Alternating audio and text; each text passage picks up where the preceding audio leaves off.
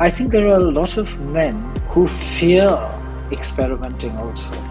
And they fear that they might land up doing so, without drinking or maybe after. I think there's a fear of fluidity also amongst heterosexuals. A lot of hate, there is a feeling, comes not just from lack of awareness. It's the fear that people can choose and that people can live life differently. They can live also alone. It's even taken the West a long time to appreciate and understand the fact that women can make their own choices. When they see more and more people making those choices, they fear disruption. That some of these phobias stem from there, but people don't admit to it and they don't talk about it sufficiently. Good morning, good afternoon, good evening. It's Af Malhotra here and we are on Straight Talk. So, as you know, one of the most important aspects of my personal development, looking at life in a very different way, is an institution called Diversity Economics Institute that I built a few months ago, actually. And a huge part of my focus has been on this whole area of diversity economics, trying to build the business case for diversity and inclusion in global workplaces. And there's so many dimensions to this. There's so many facets and aspects to this. And one important aspect is this community that's, I've been watching and, admiring the LGBTQ community, and particularly because of the gentleman who's on the show today, who happens to be related to me. So I'm privileged, and I've been experiencing his journey over the course of the last 2 or 3 years plus, and the fantastic books he's written, the discourse, the music he's produced, and just the poetry he's crafted. All of this combined has educated me and given me a perspective on what it means to be diverse, what it means to be queer. And it's challenged a lot of my personal beliefs and perceptions, I have to be honest with you. And I think if I've been converted and I've seen the light and I've realized what the opportunities are for a better society and what the gaps are, then you can too. So without further ado, I'd like to welcome Sharif Rangnekar on the show. Sharif, welcome to the show. Hi, thanks for having me, Af. And yeah, I didn't know that you were watching me so closely. Oh, always. And I'm so happy to know that, your first book, Straight to Normal, was described by many as a revelation. And this book, Queer Sapien, is, I would say, without question, a revolution, especially when it comes to educating the C-suite in global workplaces. And we know that's a huge problem. It's a huge issue. You've tackled it in your book. So today is about you. It's about your personal story. And it's about, of course, Queer Sapien. Now, before I start the conversation, how do we get hold of this book? Because we have a huge global audience. Where can someone acquire this book? Is it on Amazon, Audible? Where do we get it? It's on Amazon. It's not on Audible. It's just on Amazon. And I do know it's available in UK, in Canada, in the US. And I believe that it will soon be available in Australia.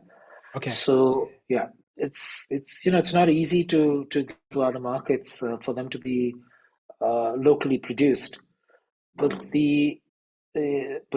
what my publisher has done this time around is that every time their orders being placed, they're being produced locally. And so the quality of the production is far better than what happened with the earlier book. Right. The earlier book was being sent from India every time an order was placed.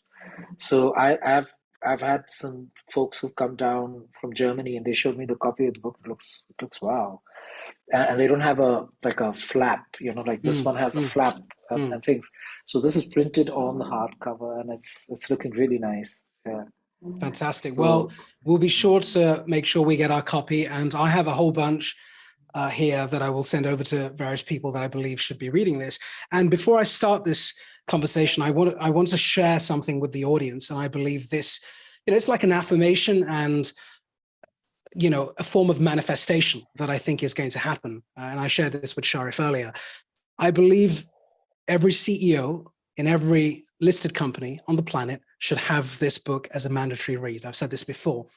And one of the first CEOs who should receive this is Tim Cook at Apple.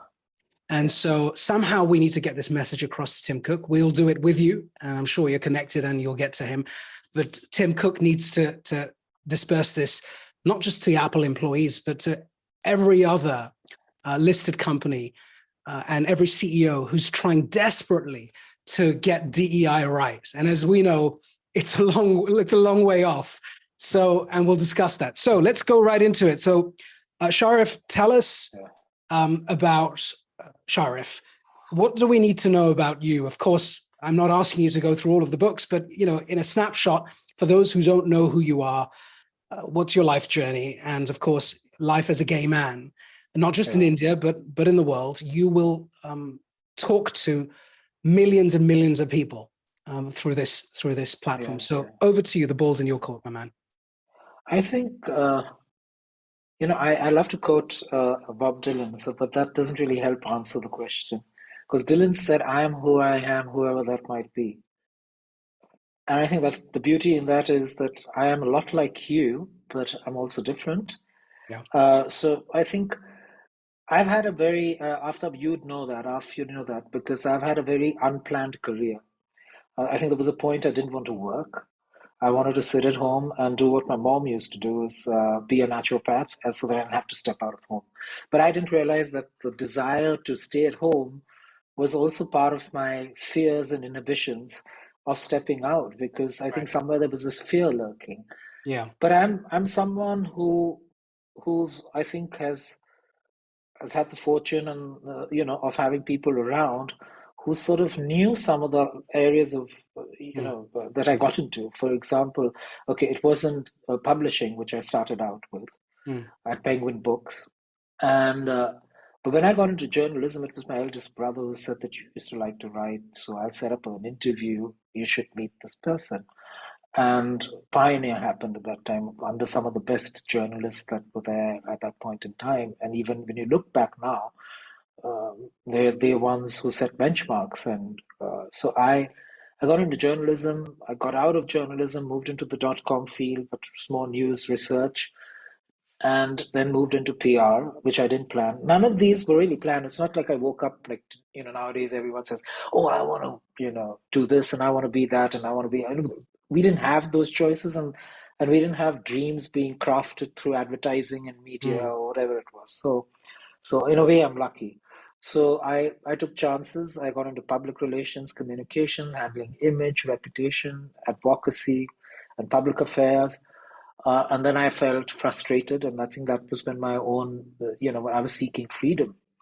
I was seeking freedom from being politically correct. I was seeking freedom from being straight acting, and I just wanted to explore the world. It was coming from a space of security and safety and privilege, as well as hard work. But and then I got out of that, and I didn't know what I'm going to do next. And I started curating events. I did more music than I did before. Been on stage and even curated fundraisers. And then came the Rainbow Lit Fest. But before the Rainbow Lit Fest happened, Straight to Normal. After Straight to Normal was depression, and from the depression came with the Lit Fest, and through COVID came Queer Sapiens. So that's my journey. So tell us a little bit. Tell us a little bit about your first book, because it was a breakthrough moment for you personally, and of course, it was a powerful book because you were so vulnerable, and you were able to do through text.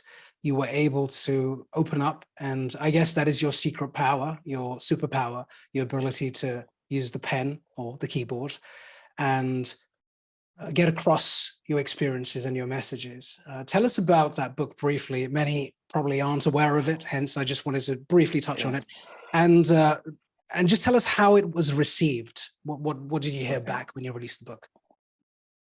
So Straight to Normal was life. My Life as a Gay Man. That's the full name of the book. So I mean, I did attempt to write in 2013 a book, and but out of the fear of society, fear of what would happen to my mom, to Ma, to the family, and what would people say, all of those things. I attempted fiction with one of my friends who's now in Finland. She and I would sit together and try to create characters and all that, but it didn't work. And also, I was scared because suddenly in December 2013, homosexuality was recriminalized by the Supreme Court. So, which was a bolt out of the blues. We didn't expect it, and then work took over, and my brother's health, and cancer, which you know about. But it was in 2018, about weeks before I turned 50. Ma came into the room and says, that book has been waiting. Why don't you do it? It's going to help people. And she made it very clear also, but she knew me, that I wasn't doing this book for my image or for PR purposes or any of that. It was to sort of share a story, but it was also what Anjali Gopalan told me, who was the head of NAS Foundation, who led the case from 2001 on reading down 377 and freeing us as same-sex people, lovers. That there wasn't any or enough literature available that covered a pre-377 or a pre-criminalized era of for the gay community. That was one part of it. And second is, as Ma said, it would help others. And we didn't know who those others are, and I didn't either. So that book was more like a coming out story. It's not that I wasn't out, but it was a coming out story which started from pretty much from 1968 when I was born. My days in Bombay, my school, my first crushes, in moving to Calcutta, not knowing that I was depressed, and my attempt to end my life in class 8, moving to Delhi, and then suddenly going through a culture which is entirely different from Bombay and Calcutta. It sort of covered everything all the way up to me turning 50 and to when the court passed its verdict to decriminalize homosexuality. So it was all the way up to September 2018. That's what that book was. There was an incredible response. I mean, the launch, the various places and spaces I went to, there was a lot of curiosity. I think there was also the novelty factor, that there was very little, there were almost a handful of memoirs, and some of the memoirs were to do with the intersections with HIV, people who were working in that area and trying to save lives and try to advocate safe sex. There was academic material that was available, and there was, a fabulous book like Same Sex Love in India, which was really history, and a very powerful book which was used in the courts as well. So there was very little stuff out there that was first person narrating it. I did go into depression, so there was a point I stopped figuring out what people were saying, but it was much later during the Lit Fest, and now when Queer Sapien came out, that I've heard from young folks in their 20s, in the mid-20s, who read the book, and they felt that book was a friend to them. I've heard people who've passed that book on to their parents to read, and of course, there have been parents who were a little surprised because they found a surprise, not always in a nice way, because there's a lot of material out there which talks about getting aroused, or when even I tried to explain to my mom, that Ma kept asking me, what is it, what do you go through? So I said, I'm attracted to men. She's explained. So I said, I get aroused, I get a hard on.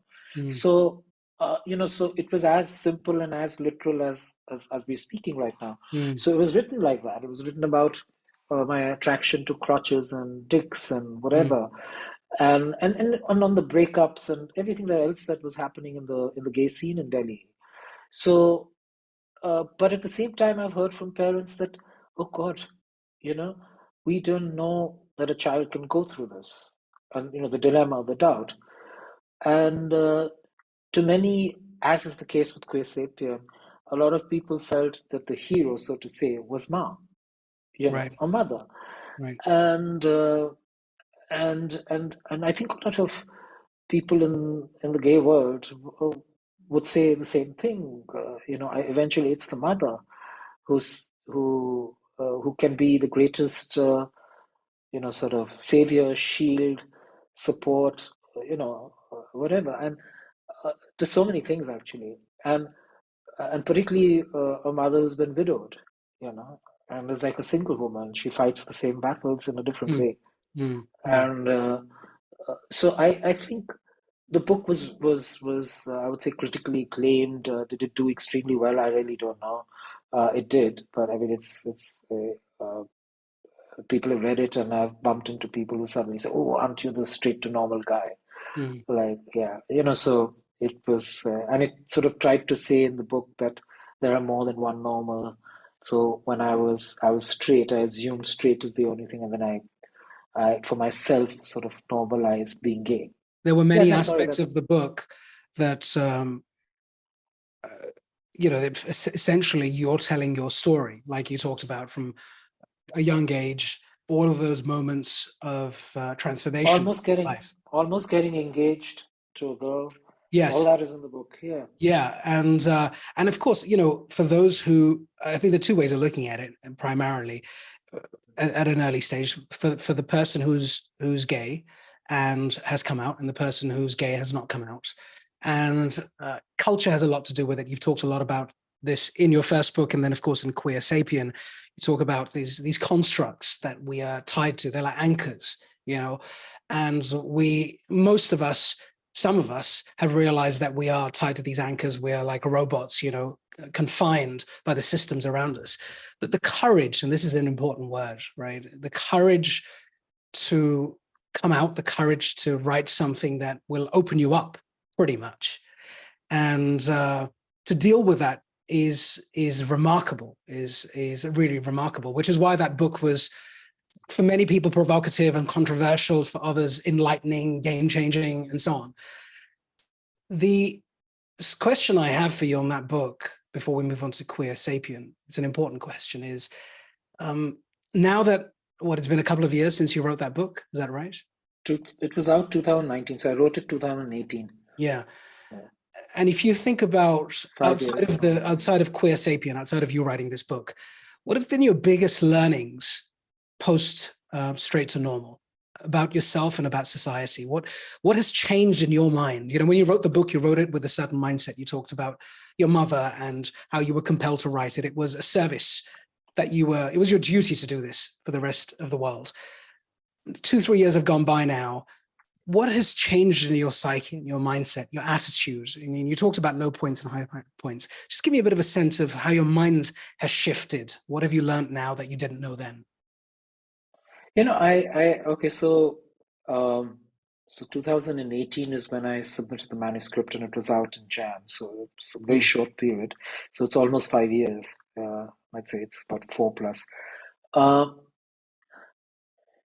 well, I I wrote that book like a reporter in 27 days, and I don't know how my editor thought I could do that, but I, in fact, delivered it about 5 days earlier than he expected. And we were aiming for one of the lit fests, which is why Mm. they wanted to put it into print. So what happened is that when I didn't have time to comprehend all I wrote, because it was like this happened, that happened, that happened, this happened. It's like a reporter, like the old time to reporter where you don't necessarily have to emote on every bit of news, right? And developments. Yeah. It's not like nowadays Indian television where everyone's spicing it up and bringing angles and whatever, I mean, so so it was written with that sort of in that manner. So I went through the journey of understanding what I wrote only when I started interacting with people Right. who started asking questions, whether it was moderators, people who bought the book already before I reached for an event, went to a literature fest in a different city or town, that they already knew Mm. everything, and I had not really absorbed everything that I'd written. So that started taking me back every now and then in time, and that's what started hurting and um getting me to realize the pain of certain circumstances I'd been through. Mm. So the depression was also a feeling of a rudderlessness. I don't know what I'm doing, and everyone seems to be knowing what all has happened, and there was that hopelessness, and I had to turn. I didn't have like a 9 to 5 job that I could run to, you know. So I had to sort of save myself at that moment, and uh, I think when I started taking the medication and I started putting on weight also, uh, it gave me. Uh, I got the Lit Fest happened, and that gave me focus and to do something Mm. which wasn't revolving around me. I I needed to run away from that sort of focus Yeah. light, every Yeah. time. Yeah. And and anyway had sort of tried to run away from the market. I mean, not run away, but I was done with the market because the market used to dictate everything Right. as a PR man, as a CEO, as a chairman, and etc. etc. So uh, I think when the festival also happened, there was a great deal of learning during the festival. During the festival, and I started recovering, and I just stopped taking the medication without any advice from the doctor. Uh, I sort of started absorbing many things. And I started also recalling a lot of things that I'd observed as a journalist, as a PR man, of Yeah. how we work and how we function. And that included more clarity on the marketplace, Mm. and the constructs that we have. And some constructs are common across the world. Neoliberalism is pretty much across the world in the same form, particularly US and India. Uh, the market and the power play is pretty much the same. Patriarchy is pretty much the same. It just gets worse in some parts, Yeah. like in Delhi. Um, I had written pieces already earlier about neoliberalism, market, climate change. I talked about power, and the I'd noticed that the people being left behind and left out, so minorities. Mm. I started seeing all of these things that had some things I had written about on a couple of occasions, but I had not fully gone out to say what I wanted to say because I was a company head, and you had to be politically correct. You had to filter things out. And COVID was dreadful for Mm. what COVID was. It was dreadful to also see what happened on the streets in Delhi, people losing jobs and everything. But there was also a lot of hypocrisy to see at that point in time that there were people who used the crisis that the migrant workers in Delhi and across India actually, that they had been put through due to the lockdowns. They used it as a weapon against the center, against the dispensation at the center. And there were genuine people who cared, but the others used it for political reasons. So you could Mm. see the hypocrisy because when those migrant workers, when uh, the person's working in your home, when they're building your homes and the contractors and the laborers, when they're there under normal circumstances, no one really cares. Mm-hmm. True. Right? So I could see the politics of power and politics of minority rights and how they play out. Mm. Um, so I was watching and absorbing all this at that point in time, and I felt I had to write a book. And this kept coming back to me. It was first in 2020, then in 21. 21, what I started thinking of equality vis-a-vis equity, and started reminiscing my days in Thailand and how I found freedom there and therefore culture. They don't have all the laws that we debate here Mm. for queer rights, Mm. but culturally, things are definitely much better than Mm. in cities like Delhi. Mm. And You talk a lot about Thailand in yeah, Queer Sapien, and I think just for the audience's benefit, I think one of the, and if you wouldn't mind just unpacking it for a moment. So a lot of people try and figure out why Thailand, what's so special about it, why does it draw people from the LGBTQ community particularly to it.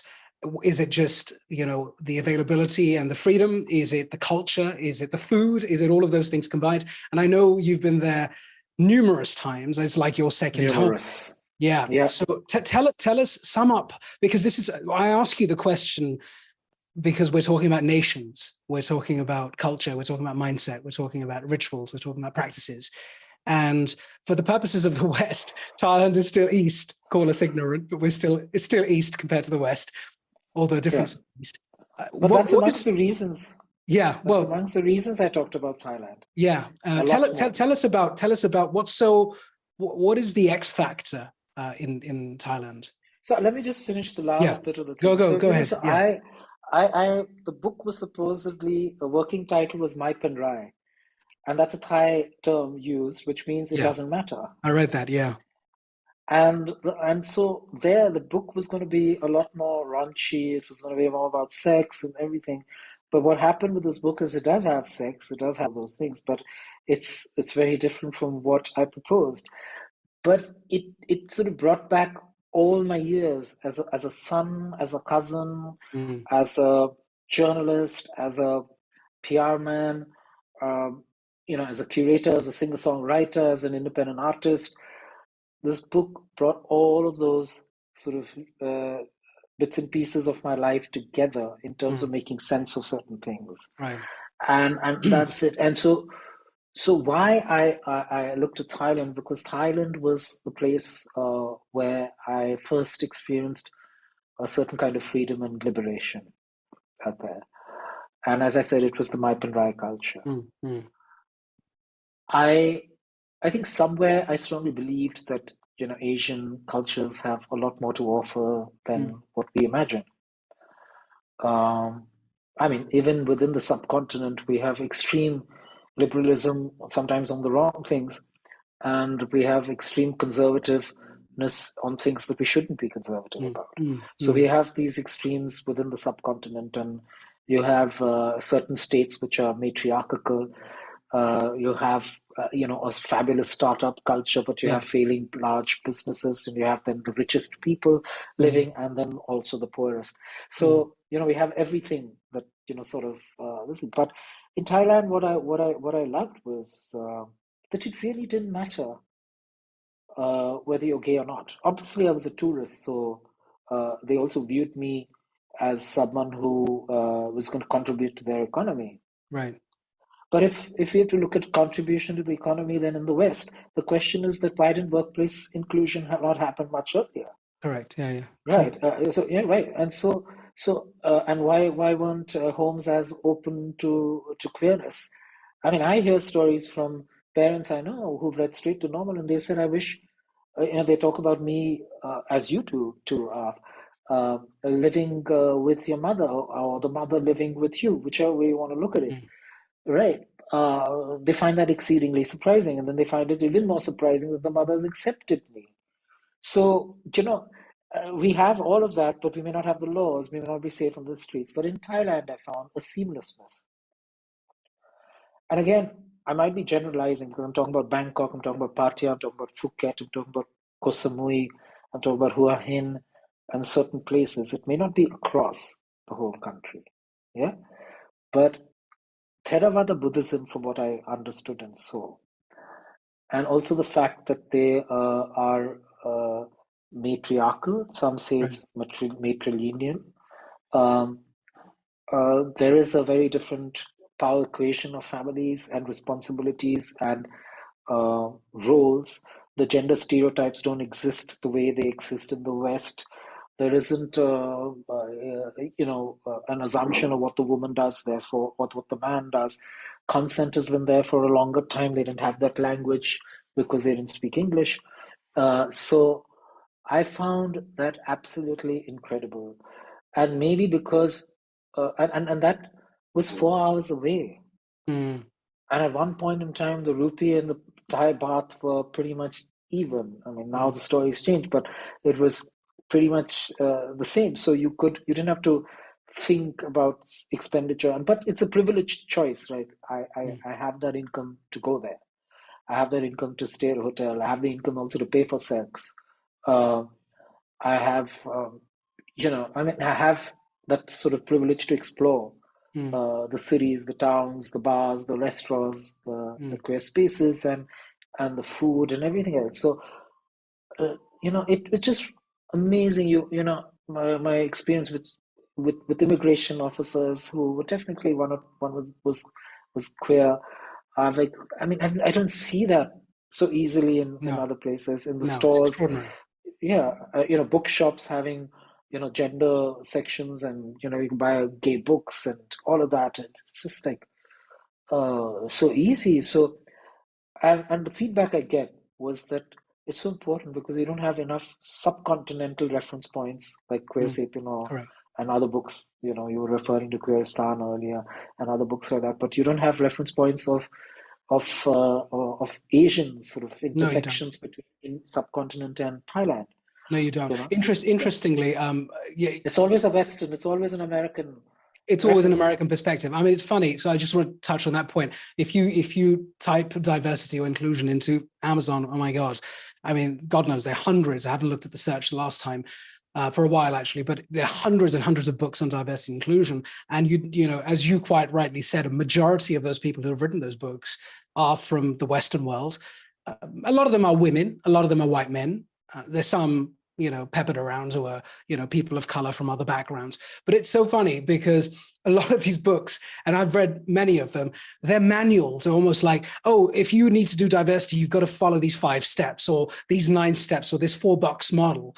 And this is the problem. And one of the great things about your book, this one, Queer Sapien, and the past one, Straight to Normal, is that this is the personal, the lived experience. You're actually helping, we're human. You're helping another human being to appreciate and understand what you went through, the ups and the downs.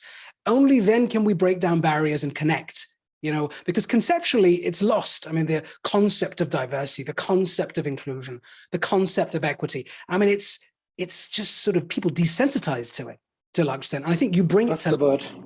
That's the Yeah. word. Yeah, you bring it to life. The time in Thailand, quick one, the time in Thailand, I wonder to what extent those visits, I don't know when you started them, had a role to play. 2004. 2004, right? So check this out. So 2004 to now. And yes, you are privileged. So it's great you've acknowledged that, because that was going to be one of my points. So it is what it is. You make the most of your privilege and you do the best you can with what you've got, which is great. I wonder to what extent that experience in Thailand informed your thinking, gave you the courage, gave you the benchmark, the perspective of something that could be different to your time in a city in Delhi, city in India, like Delhi or any other city. And maybe that has something to do with the brilliance of your work, as opposed to someone who's not as explored or as exposed to the rest of the world. I don't mean just the West. I also mean places like Thailand. Do you think that had a role to play? It definitely. I mean, because when you start realizing who you are and that you can be accepted somewhere, Yeah. and that you can sort of assimilate with the rest of the society without having to carry any fears and doubts and phobias and hate and all of that, that itself liberates you. Yeah. It's and then you have something to look forward to and to compare with as well, because then when you start being able to sort of say that if that could happen, and if Buddhism is the offshoot of Hinduism, as they say, then what's wrong with us? What Mm, happened to us? That's a question some Thai folks asked me, that you come from a country where Buddhism took birth. mm, So, you know, you start realizing also the aspect of culture and religion, and how they play out. And then you mm, come to the question of, was it the colonization that was a mm, problem? And the mm, Victorian laws that we carried, was that the only issue? mm. Was it the Brahminical patriarchy, as they say, or was it whatever else? You see, the moment you start uh, feeling more and more comfortable, you have more space in your mind, you feel you're not so clouded by fear to Right. that extent, Right. um, that you can actually start thinking Yeah. about yourself and your existence, and therefore also other people in your community, but Yeah. at least yourself to start with.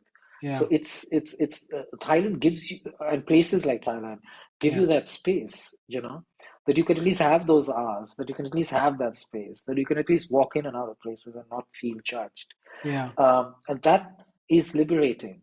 Yeah. And I Brilliant. think it's very difficult to always explain it, because even in this book I say that it's tough to explain fear. Correct. Yeah. Right. And I take the context of Uma Shankar Dikshit, who you would have known too, the freedom fighter, because he could never explain fear to me, what it is to be ruled. So but the difference, as I could see, was we are fighting our own. But his case, he was fighting the British. Mm, He had one mm, clear target. We didn't know who was against us mm, and how many, mm, right? Because you're living with people who may not like you, mm, who are phobic. mm. And so all these realizations come through these sort of experiences where you do see some things do work. Yeah, And the yeah. importance of space, the importance of a bar, and not on one night of the week, but through the week. Correct. Correct. Yeah. I mean, it is almost. Firstly, it's heartening to know that there is an opportunity for many of us who are privileged as well to go and experience um, an environment that is for a diverse community or a marginalized community today that may not be marginalized in the future. A good example would be in London, for example. And this is something I challenge, actually. I've been thinking about this. And so you think about gay bars, right? And like in London, in Soho, there are numerous bars. They're Oh gay yeah, bars.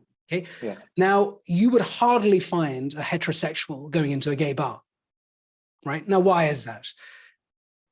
So let's remove the fact that the heterosexual's not up for, they're not there to find a date, right? Or poor.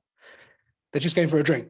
Why wouldn't they walk into a gay bar? Because their biases and their prejudice tells them that as soon as they walk in, someone's going to jump them, right? They're going to get accosted. Another gay man's Oh, going to harass them, or and so that that idea that, of course, if people think there's the grandeur, you think you're actually hot enough to be pulled in a gay bar. That's yeah. another way of looking at it. But it's amazing that sometimes labels a problem with these divisions, and I get it. You've got to have a gay bar. I get the concept. But I think somehow the next phase of this, right, Sharif, is also trying to make people who are not in that community. I know your battles are, you're fighting loads of battles within the community as well. Those who are not in that community can feel comfortable walking into a bar, just a bar. I mean, just a bar. Why does it have to be labeled a gay bar or a hetero bar? I mean, the normal bars, the hetero bars, aren't called hetero bars. So what do you believe, like when you think about Thailand and you say you can walk into this bar and that bar and it's relaxed and so on, what do you believe is holding people back from doing that? I mean, what have you heard, from the feedback you get from people as to, I wouldn't come to one of your parties because here's the reason. So what are you learning? What are you picking up from people who are not gay? See, I think it's largely heterosexual men who fear going into a gay bar because they Right, just of assume course. they're going to Yeah. be. That's just one. Yeah. I think as there's a theory, and obviously not enough research has been done on this, but it's also a comment that's made by another well-known Indian trans person out of the US. But also this is what I sense sometimes. I think there are a lot of men who fear experimenting also, and they fear that they might land up doing so, Mm-hmm. um, without drinking or maybe after. Mm. Uh, I think there's a fear of fluidity also amongst heterosexuals. A lot of hate, there is a feeling, comes not just from lack of awareness. It's the fear that people can choose, Mm. Mm. uh, and that people's can live life differently. Mm. That they can live also alone on their own. Yeah. It's even taken the West a long time to appreciate and understand the fact that women can make their own choices. And when they see more and more people making those choices, they fear disruption. And so I feel that some of these phobias stem from there, but people don't admit to it and they don't talk about it sufficiently. I think people don't step back to see that, and because Mm. everything's been straight-laced uh, Correct. for a really, really long time. Well, not only that, we need to understand that industry revolves around those structures, particularly financial services, insurances, etc., housing. Mm. There's just so many other things that revolve around that one similar structure. So it's nice to keep that going because it's something you're comfortable and familiar with. Yeah.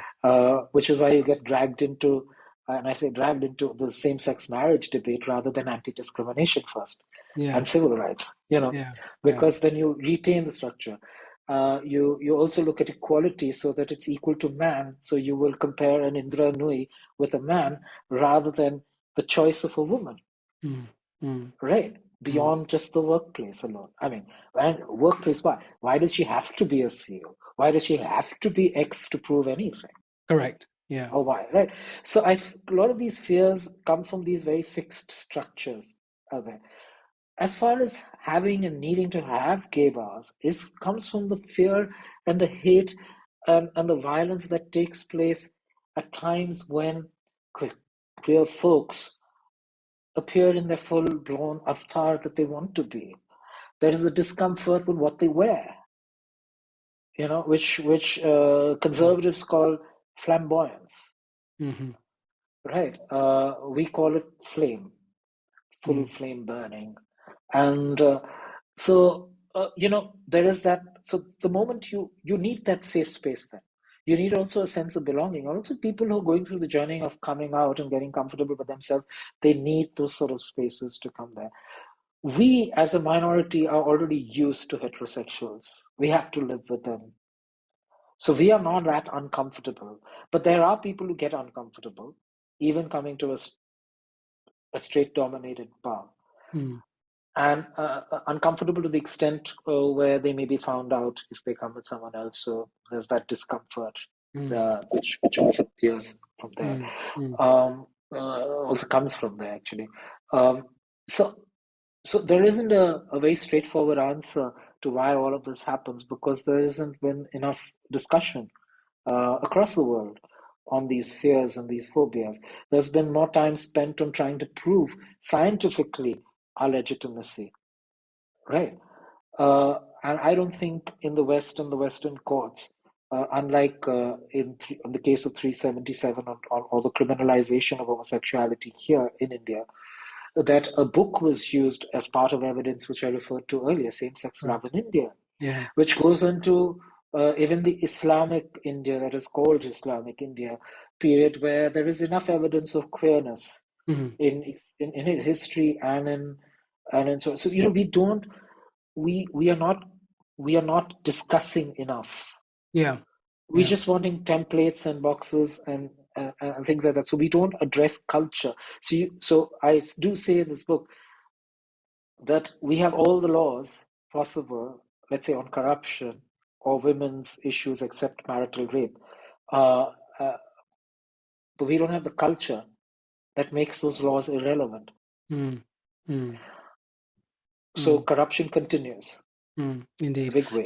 Right. There's a small anecdote I wanted to share with you, and just you can comment on it. I'm sorry after I go all over the place to answer. No, it's fantastic. I mean, it's a discussion. This is how we learn about one another and educate the rest of the world. I recall just going back to India for a moment and talking about when you just describe the culture in India and then Thailand and how the folks in Thailand were confused as to why it was the way it was because it was the original birthplace of Buddhism and so on. When we were young children, I remember growing up in India till the age of 9. And when you think about proximity, physical contact, then boys used to hold hands all the time. Still Yeah, and do. still. And I mean, if you share that in the West, people would be appalled. They'd be like, "What? Are you serious? Why?" And so on.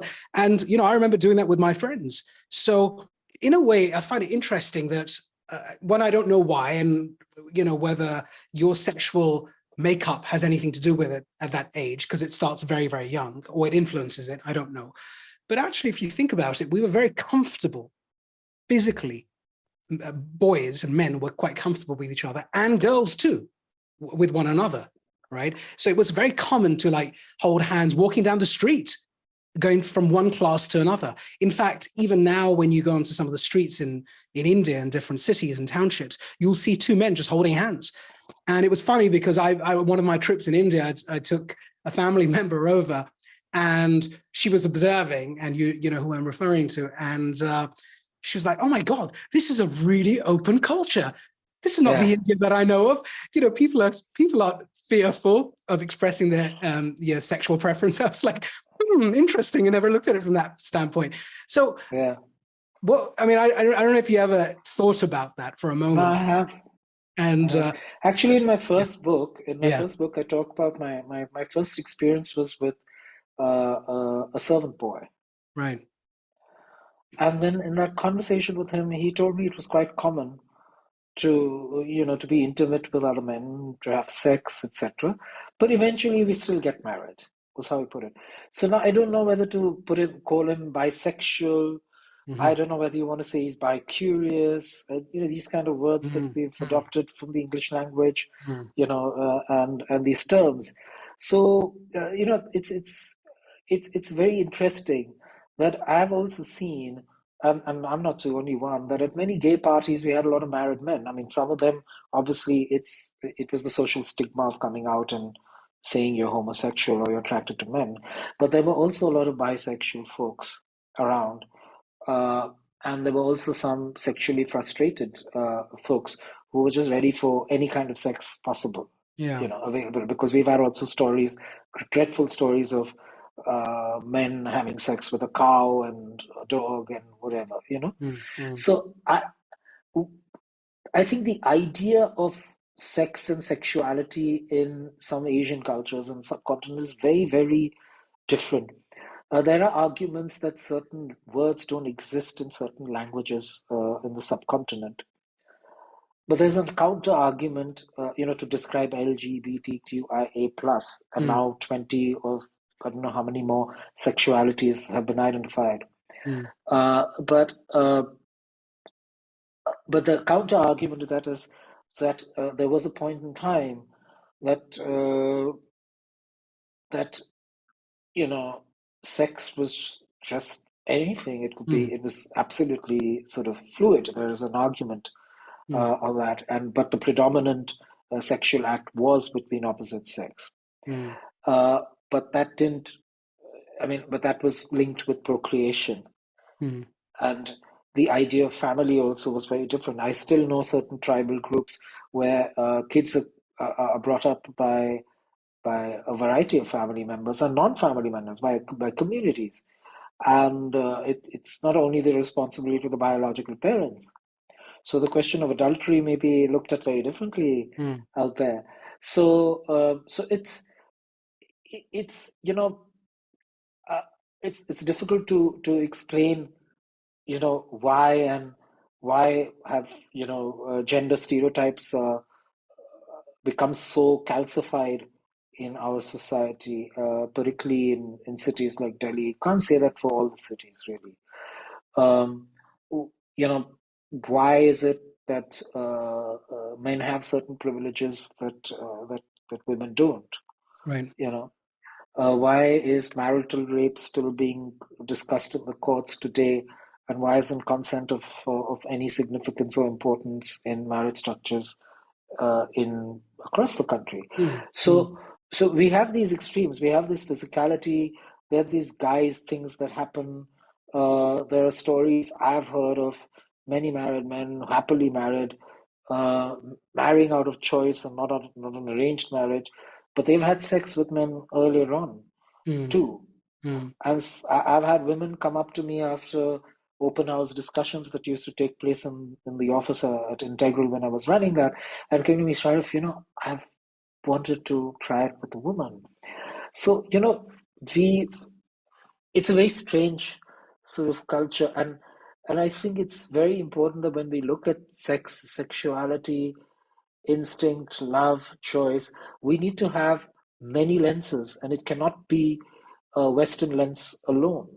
Correct. And the Yeah. reference points can't be entirely only the West. Mm.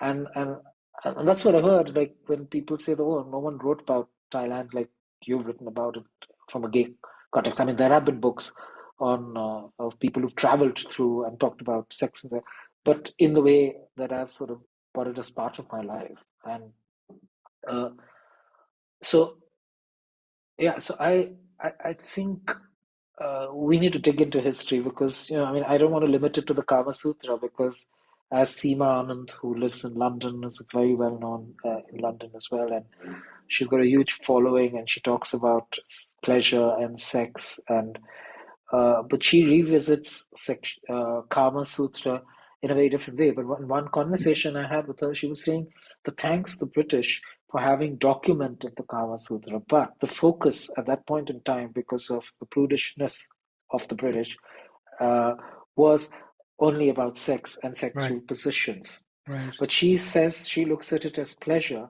and she believes that that book was written by a woman to tell the man how to please the woman. Yeah, So, makes sense. Yeah. right now, and so she looks at sex as an art form, Mm. whereas we've grown up with a very colonized idea of sex and something we don't talk about, Mm. but we've retained it and held it back as though the British are still here.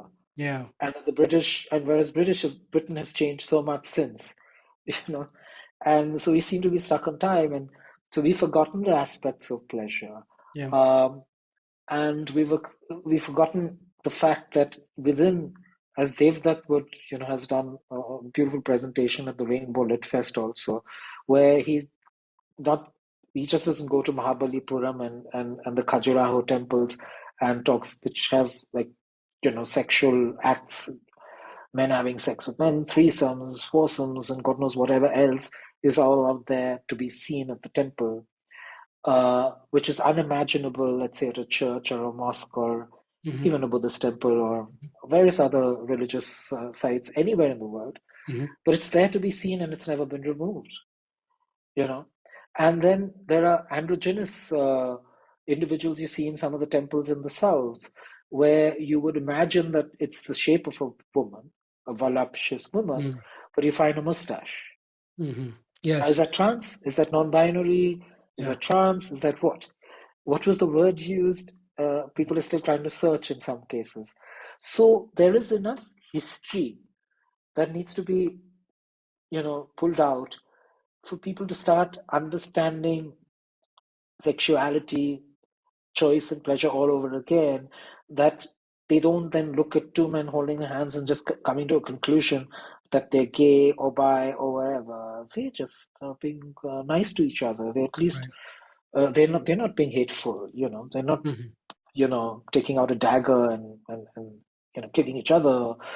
Uh, Someone asked me this about a kitty party, which is like basically women getting together and meeting and playing games and having meals together. It doesn't mean that there's a group of lesbian women or women who hate men and they're all feminist or something like that.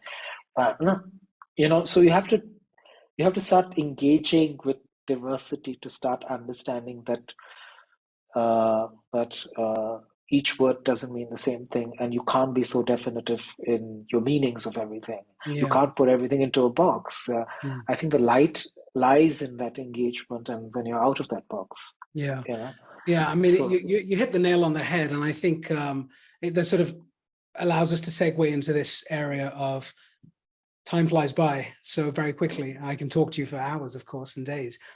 Let's talk a little bit about the words you just used, engaging with diversity, and let's move our attention to the big companies in the workplace. And the reason we want to talk about them is because they employ millions and millions and millions of people, and those people come from different backgrounds, and those people are generally dissatisfied with how they're treated. Long story short. You can yes, throw in COVID as a big enabler for a lot of these people to find themselves, to discover who they are, and to figure out what is important to them, whether it's spending time with your family, dropping the kid off in the morning, expressing yourself, fully not being fearful of who you are, and all of these other factors and all of these other points of liberation have been enacted and been executed.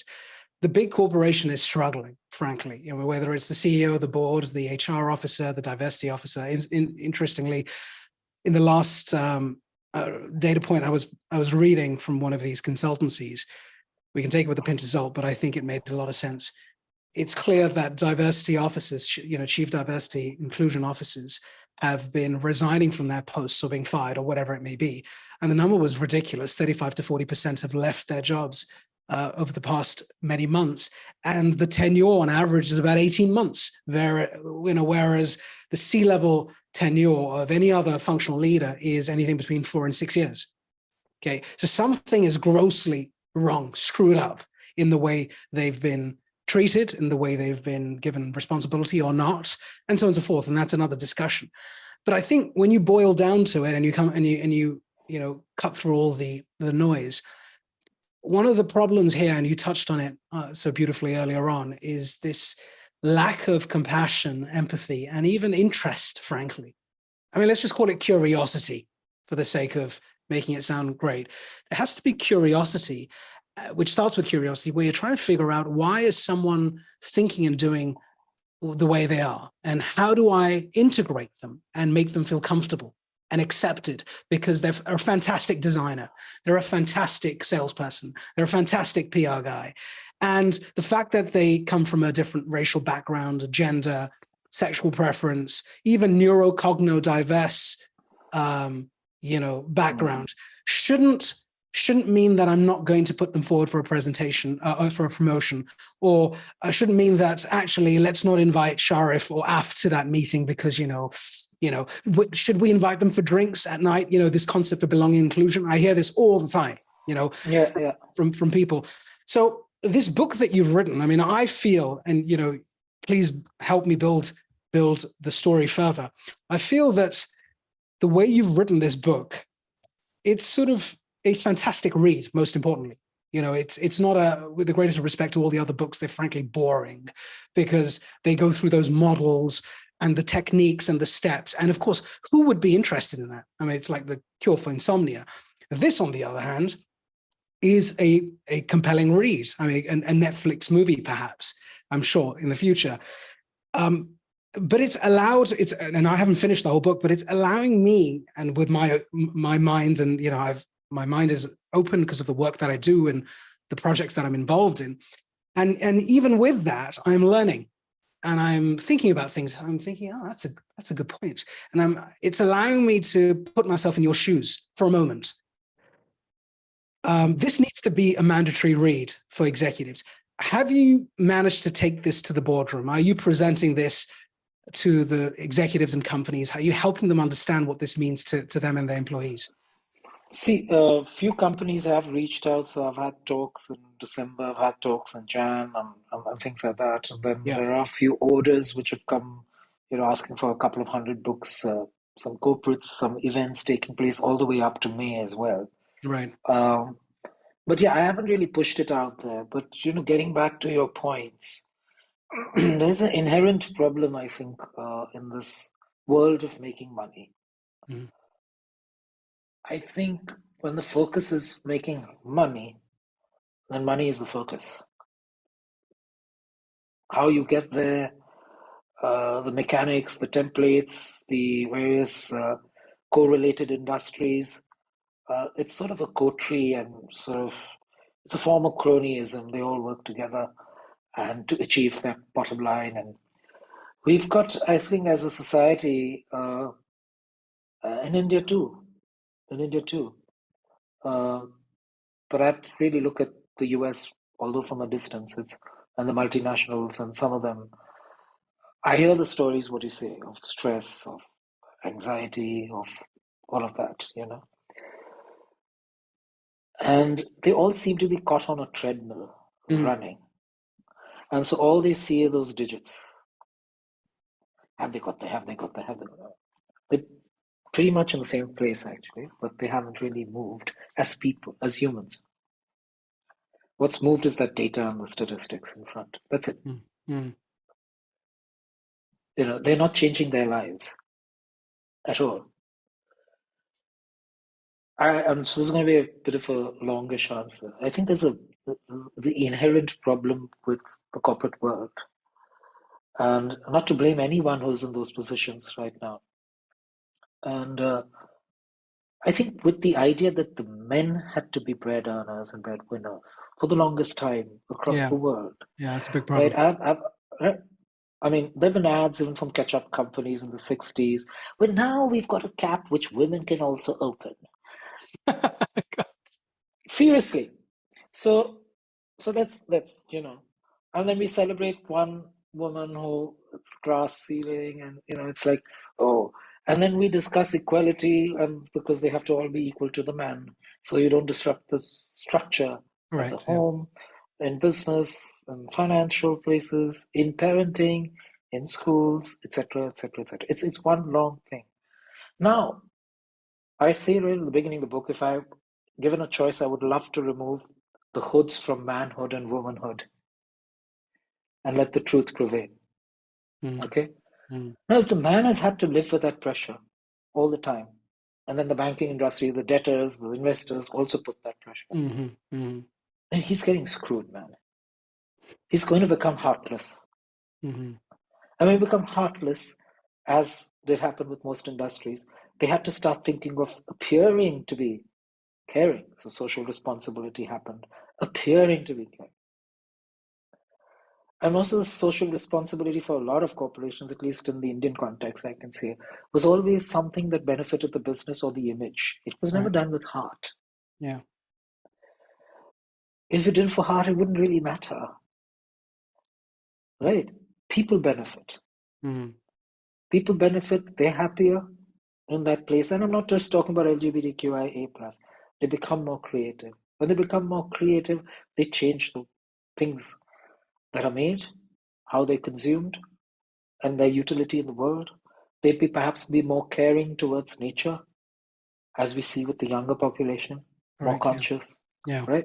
Even conscious about identity, you know. As much as we might fight and say, oh God, they don't want to work, they only want to work these many hours. So what? Just because you've done it and you've raped the land, yeah, Yeah. for all these years. Yeah. So you're saying to work less and earn a reasonable salary is not good? Because you're so used to that structure, you're scared of changing that. Mm. So So the woman, even when she moves into the workplace, she has to live up to being that man. Mm. And even if she doesn't want to be, I mean, there is research to show that they seem to be more emotional, they're more sensitive, they're more caring because they can understand certain lives. But at the end of the day, when they also want to succeed, and there's only one idea of what success is, which is bottom line and all of that, and brand value and things like that, then they Mm. fall into the same space. So you don't change anything. Mm. So they also suffer from so many similar problems, and not that the man comes home and still looks after the children or the home in the same way, Mm. you Mm. know. And you have to be extremely privileged to have help to look after that, and then say, "Oh, we're both contributing to that, and so it's equal." Um, Mm. we've lost equity. Equity comes from understanding all of those things you just said. You were talking about a neuro disorder. You're talking about disability. You're talking about queerness. We're talking about race and color. We're talking about language. We're talking about so many other things out there. Equity is missing in these debates and these discussions.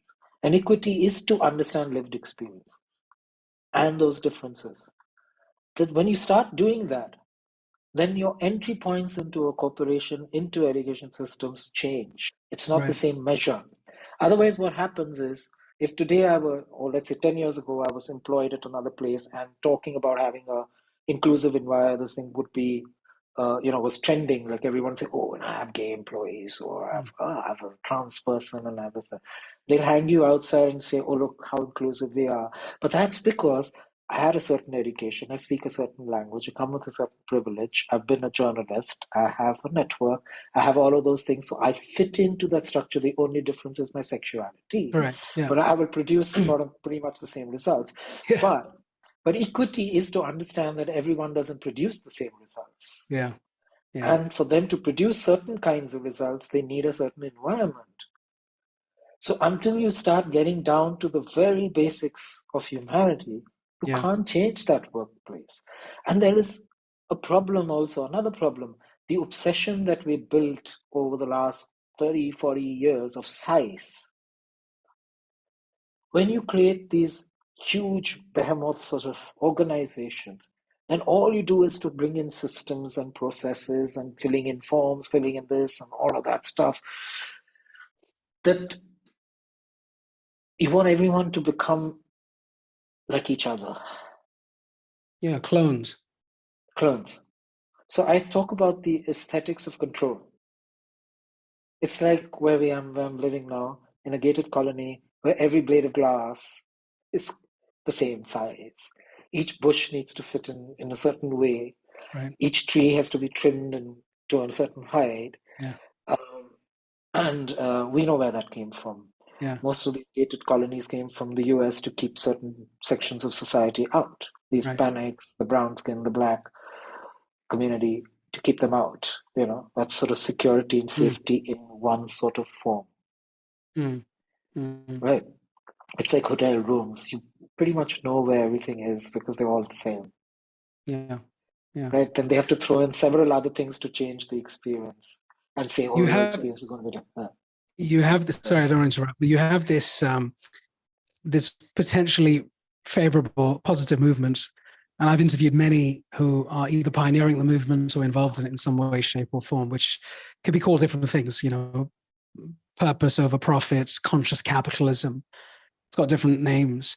And having spent so much time with all of these people, we're all saying the same thing. I think the positive, let's look at the positive note. The positive thing is we're having the discussion and we realize that something's not working, something's broken and it needs fixing. It is broken, it needs fixing. And we haven't quite agreed whether we all believe that the solution set to fix these problems is similar, common, or in fact, it's okay to be local and localize those solutions based on, the region, the country, the group, the function, the sub-function. It doesn't have to be, well, group just rolled out this DEI strategy. And now what we've got to do is every function is going to roll out a substrata of this strategy. I mean, screw that. It doesn't make any sense because it is you're dealing with human behavior. You're dealing with human beings as opposed to AI.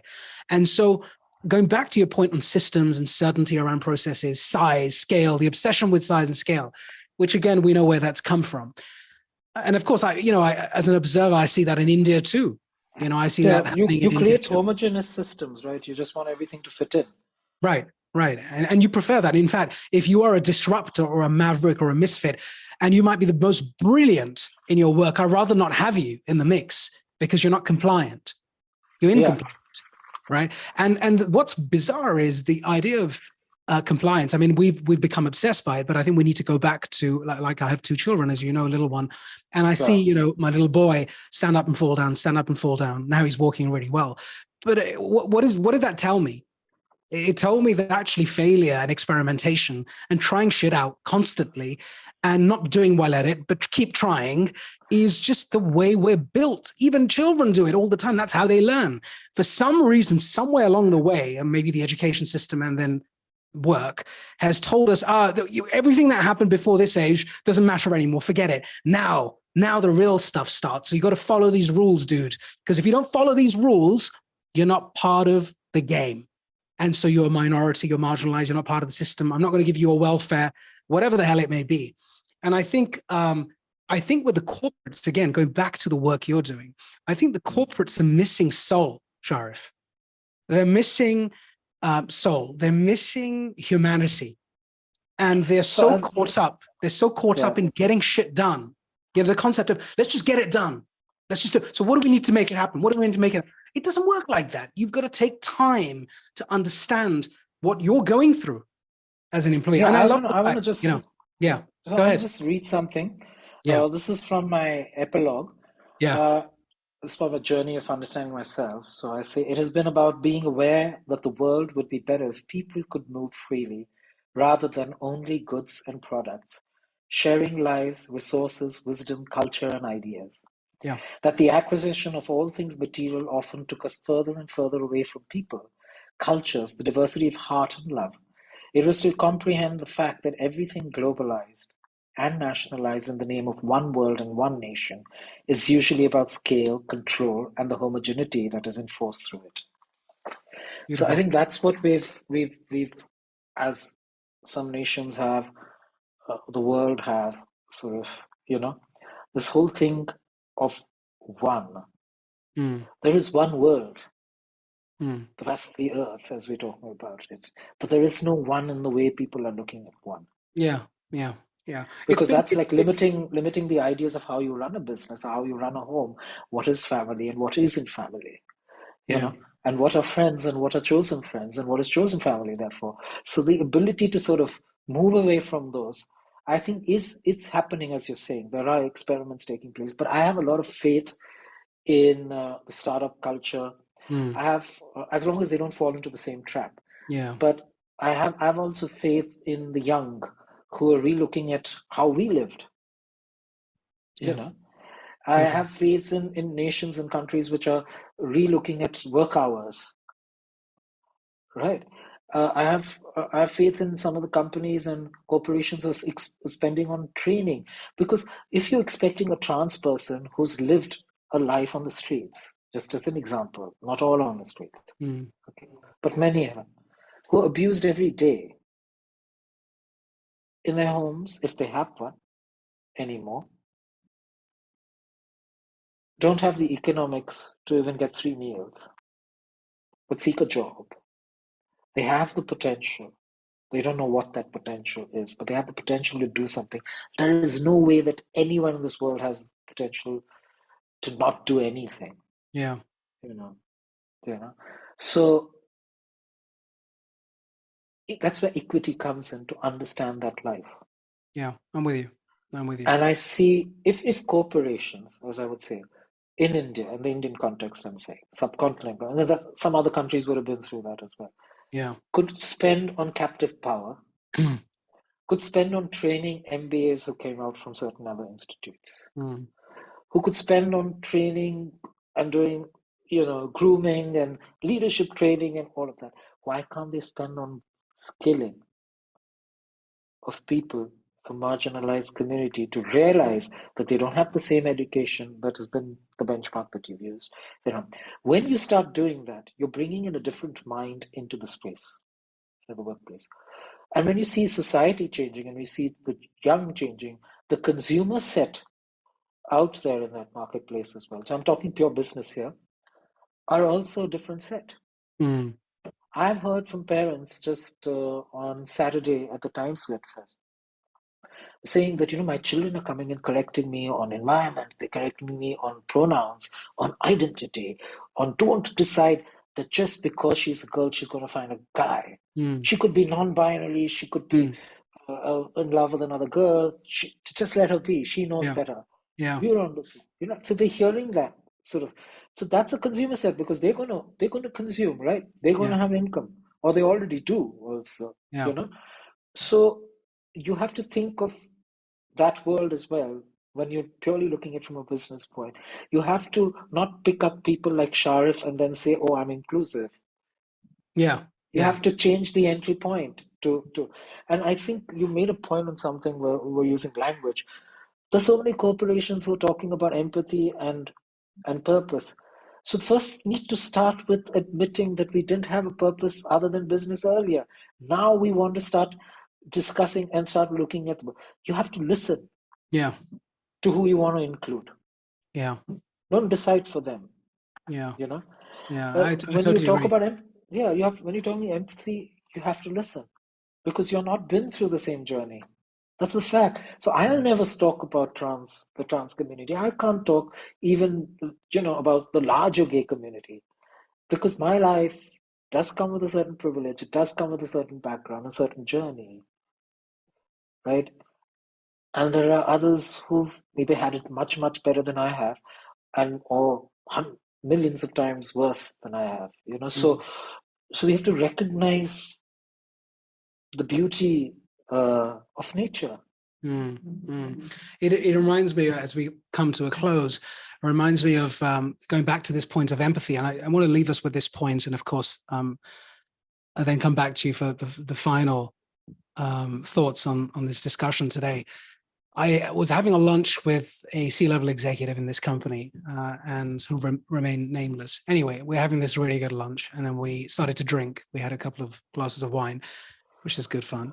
And he started to open up quite a bit. And we were talking about conscious capitalism. So we were just talking about this issue and the systems of the past. When did it happen?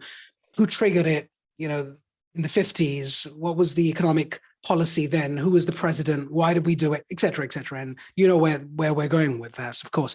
And he was listening, and we were having a good discussion. And then he sort of interrupted me. He shocked me, actually.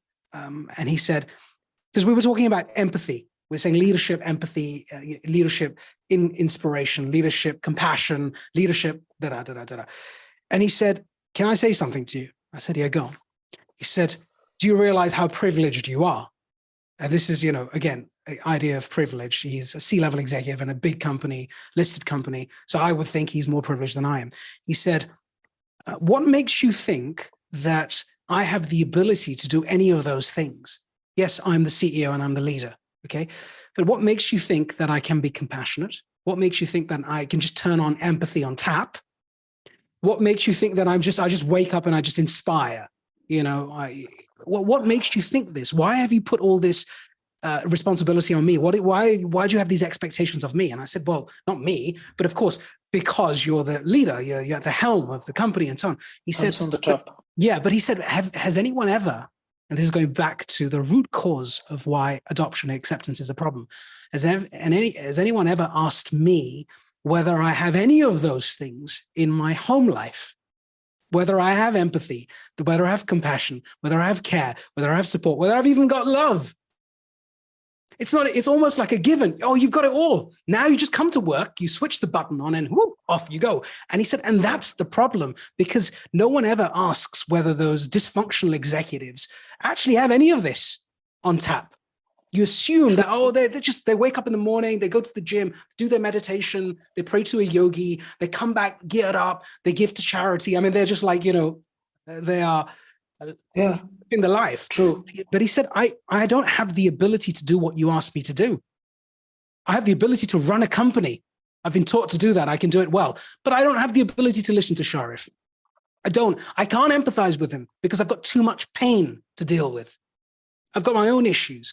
So how am I supposed to think in the way that you think that I should be thinking in when I don't have the tools? I'm not even in that place. So why I say that to you is because, just cutting some slack for the executive or the executives in these companies.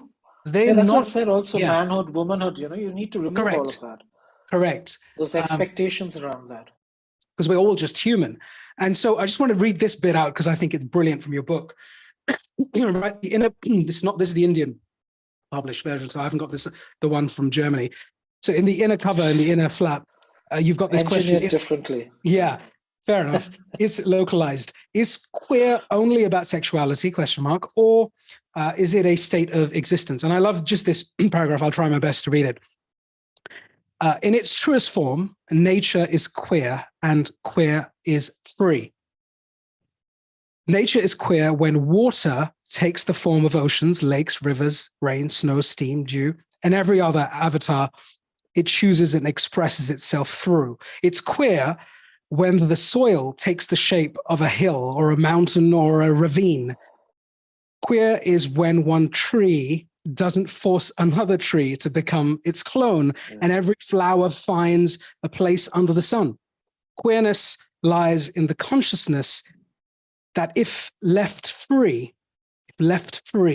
everyone becomes more rooted in their existence and stronger in their individuality.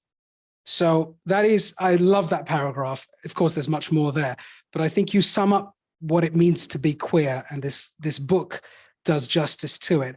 I've had a fantastic dialogue with you today. Thank you for coming on the show, Sharif. There's so much more to discuss and debate, and I hope you found it useful, but I'd like just 10 seconds of how this experience has been for you. I know you do many shows and you speak on many forums, but I'd love your feedback on how today went for you. No, I think it's fantastic, because I think the lovely thing of Straight Talk is, and the conversation we've had is, it allows fluidity. There is no definitiveness to the structure, and that we can move between the workplace and society and home, and being oneself, man or woman, whatever sexuality you might have. And I think that the ability to just have a conversation, which has a structure obviously to it, but it's not so tight. So you feel sort of free and relaxed to talk and share. I'm happy. I'm happy that you've felt that way. And That's the intent. And so before we go, this is your second book. Are you planning a third? Well, I've had thoughts for the first time. I've had thoughts of a third book. Yeah. I mean, but Okay. I don't know what. I mean, there are some ideas in my and not all are clear. But one book on parenting would be very good. Yeah. Oh Really is. gosh. My Very much, child is very queer. much so. Yeah. No, very much so. Also. And I didn't raise that point with you, but I just want to say before we close off again, a lot of my time is spent informing and educating other parents, friends, family members, and alike on the possibility and the probability that their child will likely be in an LGBTQ category, let's just say, because they understand that, or will have other preferences, other sexual preferences. And you're not going to believe, well, you will believe, but even to this date, it's an uncomfortable conversation, even if it's a bit of a light conversation. And I always say, listen, I've got 2 children, one's 4, one's going to be 2. I am convinced that my child they could be heterosexual, they could have other preferences, who knows? And they could go through different phases of their lives, just being different in themselves. I, as a parent, have to just accept and embrace that, in fact, and enjoy it. And love the child regardless, support the child regardless, give them emotional security, make sure their self-esteem and self-worth is top-notch, and give them the self-confidence to battle, because they will have to battle society, whether you like it or not, in our lifetime and another 150, 200 years. I mean, that report from World Economic Forum on gender parity. 132. Yeah, like 132, 135, probably increase. Who knows what's going to happen or decrease. I think it was 100 and now it's 132. I mean, it's depressing anyway to know that, we'll be dead and gone. But we get to some level. Maybe my kids will too. So maybe the generation after the generation after generation. So we're setting the foundations, we're laying the foundations, and you're doing such a wonderful job of doing that, Sharif. I've really enjoyed the discussion today. It's been an honor and pleasure. Go off, be the creator and the change maker that you are, and keep in touch with us. Come back, talk again. And if there's something that's burning and there's an issue that you believe needs to be, transmitted out to the rest of the world, then we're always here, happy to listen and happy to collaborate. Thank you, Sharif. With that in mind, thank you very much, listeners. If you do enjoy the show, thank you. If you enjoy the show, click on the bottom right, subscribe, press the bell so you get notifications, and we'll be back very, very soon. Sharif, take care. Speak to you soon. Ciao. Take care.